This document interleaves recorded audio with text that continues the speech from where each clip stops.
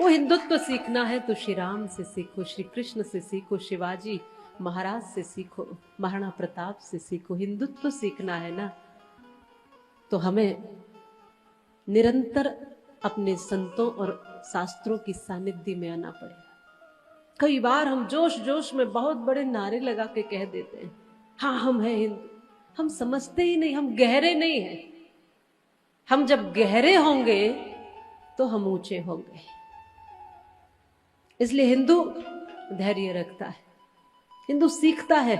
श्री कृष्ण की नीति पर चलने वाला हिंदू होता है। जो श्री कृष्ण को मानता है वो हिंदू है।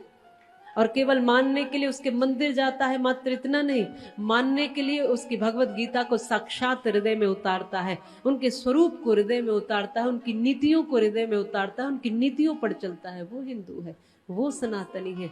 कृष्ण इतने विलक्षण हैं कि उनकी एक झलक मिल जाए तो आप जीवन जीना सीख जाओगे।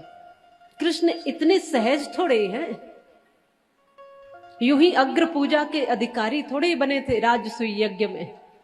श्री कृष्ण इतने विराट हैं कि मजबूरन सबको एक स्वर में कहना पड़ा कि अग्र पूजा के अधिकारी हैं तो वो कृष्ण होंगे।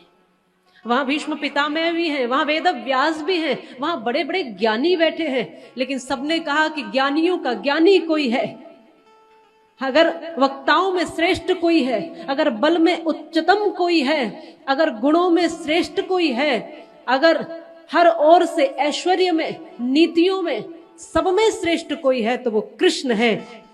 इसलिए कृष्ण ही है जो सबसे ऊंचे हैं। हम सब झुककर उनको प्रणाम करते हैं। जो जैसी संगति में आ जाता है वो वैसा हो जाता है। जो श्री कृष्ण की सानिध्य में है ना वो गहरा भी होगा और वो ऊंचा भी होगा।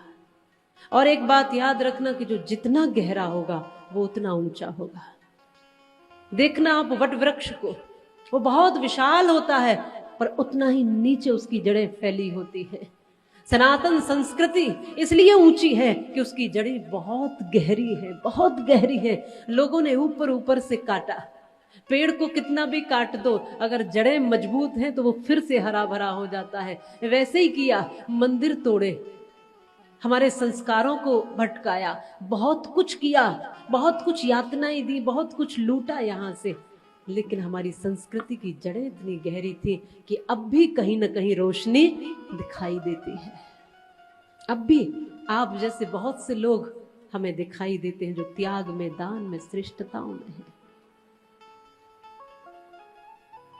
मैं आप सबसे कहती हूं, श्री कृष्ण नहीं बन पाओगे पर श्री कृष्ण की शरण में आ गए तो कम से कम अर्जुन तो बन ही जाओगे।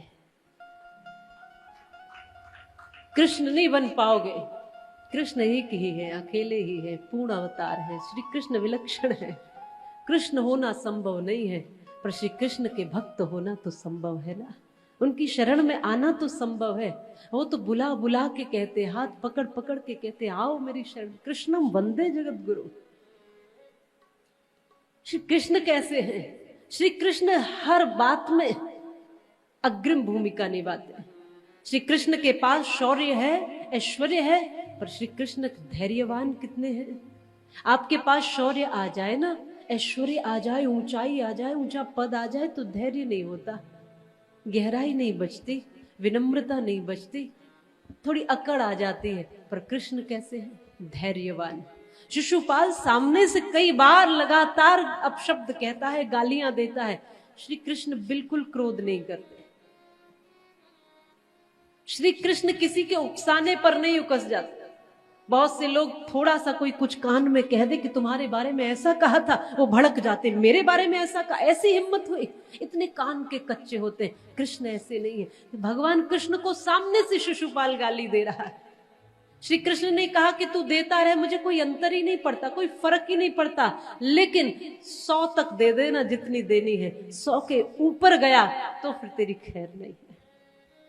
मैंने अपना एक दायरा बनाया है, एक बाउंड्री खींची है, मेरा आत्मसम्मान, स्वाभिमान है, इसलिए तब तक तू बोलता रहे जब तक मैं छूट दे रहा हूं। तू कितना भी अपशब्द कह दे, मुझे क्रोध नहीं आया।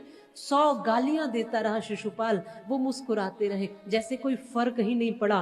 और 101वीं गाली पर जब आया, एकदम रौद्र रूप धारण करके समाप्त कर दिया। एक लकीर तो खींचनी होगी ना। कितना अपमानित करोगे अपने संतों को, कितना अपमानित करोगे अपने सनातन को, कितना अपना अपमानित करोगे खुद को, कितना घुट घुट कर मरोगे और घुट घुट कर जियोगे। अपने आगे एक रेखा खींचो, एक दायरा खींचो, उसके भीतर को हर कोई नहीं आना चाहिए। उसके बाहर बाहर जो होता रहे ठीक है, पर उसके भीतर हर कोई नहीं आना चाहिए।